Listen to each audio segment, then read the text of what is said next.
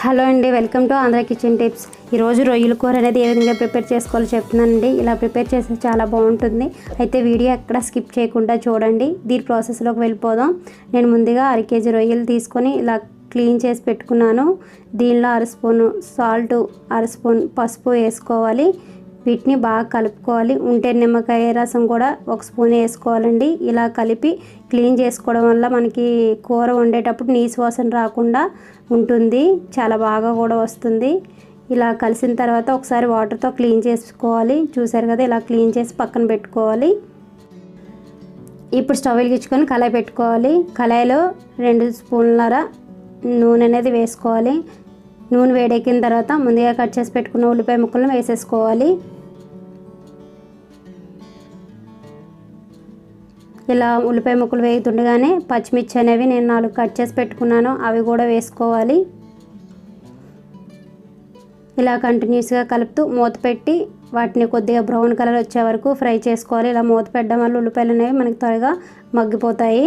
ఇలా మగ్గిన తర్వాత 1 స్పూన్ అల్లం వెల్లుల్లి పేస్ట్ దంచి పెట్టుకున్నది వేసుకోవాలి. అది పచ్చివాసన పోయే వరకు 2 సెకండ్స్ పాటు ఫ్రై చేసుకోవాలి. ఇలా ఫ్రై అయిన తర్వాత నేను టమాటా ముక్కలు అనేవి 1 కప్ తీసుకున్నానండి. టమాటా ముక్కలు వేయడం వల్ల మన గ్రేవీ అనేది బాగా వస్తుంది. టమాటాలు ఇష్టం లేకపోతే దాని బదులు మీరు చింతపండు జ్యూస్ కూడా వేసుకోవచ్చు టమాటాస్కి బదులు. ఇప్పుడు వీటన్నిటిని బాగా కలుపుకోవాలి. టమాటాలు బాగా మగ్గి మనకి గ్రేవీలా వస్తుందండి. కొద్దిగా మూత పెట్టి 2 నుంచి 3 నిమిషాల పాటు మగ్గనిస్తే టమాటాలు బాగా మగ్గిపోతాయి. కొద్దిసేపటి తర్వాత మూత తీస్తే టమాటాలు బాగా మగ్గిపోయి మనకి ఆయిల్ కూడా తేలుతుంది. చూసారు కదా, దీన్ని మళ్ళీ ఒకసారి కలుపుకుందాం. ఇప్పుడు ఇలా కలిపిన తర్వాత ముందుగా క్లీన్ చేసి పెట్టుకున్న రొయ్యలు వేసేసుకోవాలి.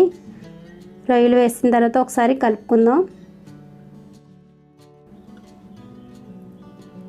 ఇలా కలుపుతూ మనం మూత పెట్టి రొయ్యలు అనేది బాగా ఉడకనివ్వాలి. ఇలా ఉడికేటప్పుడు రొయ్యల్లో ఉన్న వాటర్ మొత్తం మనకు వచ్చేస్తుంది. మధ్యలో ఒకసారి మూత తీసి కలుపుతూ ఉండాలి. చూసారు కదా, వాటర్ అనేది వచ్చింది. ఇంకా కొద్దిగా వాటర్ 2-3 నిమిషాలు మూత పెట్టి ఉడకనిస్తే ఆ వాటర్ మొత్తం పోతుంది. ఇలా కలిపి మళ్ళీ మూత పెట్టి 2-3 నిమిషాలు ఉంచుదాం. ఇప్పుడు చాలా వరకు మనకు వాటర్ అనేది తగ్గిందండి. కొద్దిగా ఆయిల్ కూడా కనిపిస్తుంది కదా. మళ్ళీ ఒకసారి గరిటతో బాగా కలుపుకొని దీనిలో రుచికి సరిపడినంత ఉప్పు వేసుకోవాలి. ధనియాల పొడి 1/2 స్పూన్, జీలకర్ర పొడి 1/2 స్పూన్, కారం 1 స్పూన్ వేసుకోవాలి. గరం మసాలా 1/2 స్పూన్ వేసుకున్నాను. స్పైసీ ఇష్టపడితే ఇవి కొంచెం ఎక్కువ వేసుకోవచ్చండి. వీటన్నిటిని ఫ్రై చేసుకోవాలి ఒక 30 సెకండ్స్ పాటు. ఇలా ఫ్రై చేసుకున్నప్పుడు మనకి చాలా మంచి స్మెల్ వస్తుందండి. ఈ మసాలా పౌడర్ అన్నీ వేసుకొని ఫ్రై చేసుకోవడం వల్ల కర్రీ కూడా చాలా రుచిగా వస్తుంది. చూసారు కదా, ఫ్రై అయ్యింది. మనకి ఆయిల్ కూడా అక్కడక్కడ తెలుస్తుంది. ఇలా ఫ్రై అయిన తర్వాత టీ గ్లాస్ వాటర్ అనేది వేసుకోవాలి. వాటర్ వేసిన తర్వాత కొద్దిసేపు ఉడికితే మనకి కర్రీ అనేది ప్రిపేర్ అయిపోతుందండి. కొద్దిగా ఆయిల్ తేలే వరకు ఉడకనిస్తే మనకి రొయ్యల కూర అనేది ఈజీగా రెడీ అయిపోతుంది. సో చూసారు కదండి, మనకి ఆయిల్ తేలింది, రొయ్యల కూర అనేది రెడీ అయిపోయింది. ఇప్పుడు కొద్దిగా కొత్తిమీర వేసేసుకొని మనం స్టవ్ ఆఫ్ చేసేసుకోవచ్చు.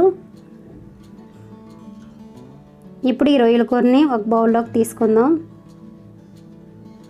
ఈ ప్రాసెస్లో చేస్తే చాలా బాగుంటుందండి. రొయ్యల కూర చాలా ఈజీగా తక్కువ టైంలో కూడా ప్రిపేర్ చేసేసుకోవచ్చు. కర్రీ చేసినప్పుడు ఎటువంటి నీసు వాసన కూడా ఉండదు ఇలా ప్రిపేర్ చేస్తే. సో మీకు కూడా ఈ వీడియో నచ్చింది అనుకుంటాను.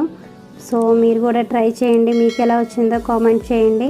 మా వీడియో నచ్చితే లైక్ చేసి సబ్స్క్రైబ్ చేసి పక్కన ఉన్న గంట సింబల్ క్లిక్ చేయండి. Thank you for watching.